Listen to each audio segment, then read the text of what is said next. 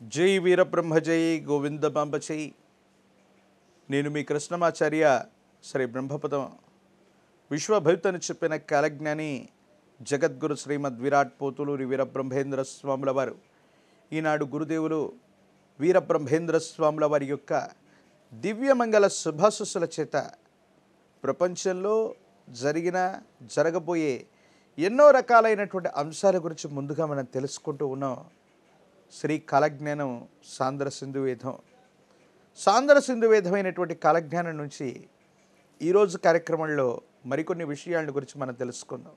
వాటిలో ప్రధానంగా కంచికి పశ్చిమాన గాండ్లవాని ఇంట కామధేను ఒకటి పుట్టేనయ్య, సోమయాజి గారింట జరిగిన హత్యకు గోవకటి సాక్ష్యంబు నిచ్చేనయ్య.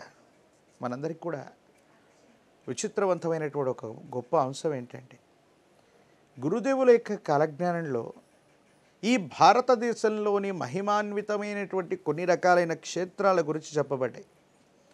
వాటిలో ప్రధానంగా కంచి కామాక్షమ్మ, మధుర మీనాక్షమ్మ, ఇటువంటి విశేషవంతమైనటువంటి శక్తి దేవతా స్వరూపాల గురించి మనందరికీ కూడా ప్రగాఢమైనటువంటి విశ్వాసం, నమ్మకం. కానీ స్వామివారి యొక్క సాంద్ర సింధు వేదమైనటువంటి కాలజ్ఞానం మన నమ్మకాలకి విశ్వాసాలకి ఇంకా మన నమ్మకానికి నమ్మకంగా, విశ్వాసానికంటే విశ్వాసంగా అక్కడే సాక్షాత్తు కంచి కామకోటి పీఠంలో అమ్మవారు కొలువై ఉంటుంది అని చెప్పబడుతుంది కొన్ని సందర్భాల్లో. కంచి కామాక్షమ్మ బిరబిరా తిరిగేను, మధుర మీనాక్షమ్మ మనుజులతో మాట్లాడు అంటూ గురుదేవుల యొక్క కాలజ్ఞాన తత్వాల్లో చాలా గొప్పగా చెప్పబడ్డది కంచి పీఠం గురించి. అక్కడ ఉన్నటువంటి కామాక్షి అమ్మవారి స్వరూపం గురించి, సాక్షాత్తు అమ్మవారు ప్రాణశక్తి సశరీర రూపంలో అక్కడే కొలువై ఉందేమో అన్నట్టుగా మనకు అనిపిస్తూ ఉంటుంది. అమ్మవారి దర్శనానికి ఒకసారి వెళ్ళొస్తే చాలు విశేషవంతమైనటువంటి ఆనందానికి మనందరం కూడా లోనవుతూ ఉంటాం. మనలో ఉన్నటువంటి ఎన్నో రకాలైనటువంటి నకారాత్మకమైన శక్తుల యొక్క ప్రభావం అంతా కూడా ఆ కంచి క్షేత్రంలోకి వెళ్ళగానే చిలుకల యొక్క రూపంలో అద్భుతమైనటువంటి దేవతా స్వరూపాలే ఆశీర్వచనం ఇస్తూ ఉంటారట. ఆ కంచి క్షేత్రంలోకి వెళ్ళినటువంటి మరుక్షణమే శరీరంలోని అనేక రకాలైనటువంటి నకారాత్మకమైన శక్తులన్నీ కూడా మనల్ని వదిలిపెట్టి వెళ్ళిపోతాయి. అలాంటిది కామాక్షి అమ్మవారి యొక్క దర్శనానికి వెళితే ఎంత గొప్ప భాగ్యం. అటువంటి అమ్మవారి యొక్క సన్నిధానంలో అమ్మవారి యొక్క కంచి క్షేత్రానికి పడమర వైపుగా గాండ్లవానింట ఒక విశేషవంతమైన కామధేను ఒకటి పుడుతుంది. ఈ విశేషవంతమైనటువంటి కామధేను అంటే కోరినటువంటి కోర్కెలు తీర్చగలిగినటువంటి అద్భుతమైన దైవీ శక్తులు కలిగినటువంటి కామధేనువు యొక్క జననం ఈ కంచి కామకోటి పీఠం కామాక్షి అమ్మవారి యొక్క సన్నిధానం నుండి పడమర దిశలో ఒక గాండ్లవాళ్ల ఇంట్లో ఈ విశేషవంతమైన కామధేనువు జననం తీసుకోబోతుంది. మరో ముఖ్యమైనటువంటి అంశం చెప్పారు ఇక్కడ. సోమయాజింట జరిగిన హత్యకు గోవకటి సాక్ష్యంబు నిచ్చేనయ్యా.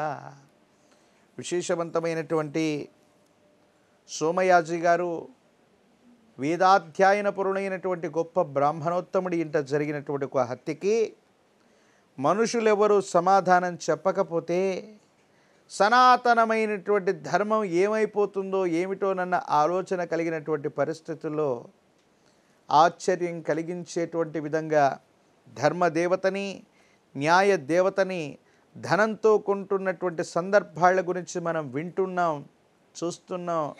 కానీ గోమాత, విశ్వమాత ఆ న్యాయ దేవత యొక్క గంతాలు విప్పించటానికి, కళ్ళు తెరిపించడానికి అటువంటి బ్రాహ్మణోత్తముడి ఇంట జరిగినటువంటి హత్యకు తాను సాక్షి.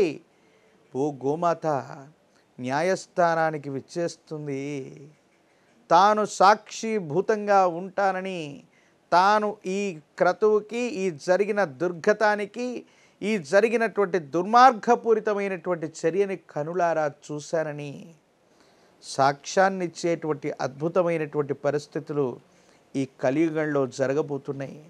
గురుదేవుల యొక్క కాలజ్ఞానం ఎన్ని వింతలు కలిగింది, ఎన్ని విచిత్రాలు కలిగి ఉంది, ఎన్ని విశ్వ ప్రళయాల గురించి చెప్పబడిందంటే ఇది ప్రపంచానికి సంబంధించినటువంటి విశ్వ భవిత. గురుదేవుల యొక్క కాలజ్ఞానాన్ని అనుసరించి కంచికి పశ్చిమాన గాండ్లవానింట విశేషవంతమైనటువంటి కల్పతరువైన కామధేనువు జననం జరుగుతుంది. అలాంటి కామధేనువు రూపంలో ఉన్నటువంటి ఒక విశేషవంతమైనటువంటి గోవు అవసరమైన సందర్భంలో న్యాయస్థానానికి కూడా విచ్చేసి తన వంతుగా తాను సాక్ష్యం పలుకుతుందని గురుదేవుల సాంద్ర సింధువేదమైన కాలజ్ఞానంలో చెప్పబడ్డది. మరో చక్కని అంశంతో మరో కార్యక్రమంలో కలుసుకునే ప్రయత్నం చేద్దాం. అంతవరకు స్వస్తి. నేను మీ కృష్ణమాచార్య. శ్రీ బ్రహ్మపదం. జై వీరబ్రహ్మ జై గోవిందమాంబ జై.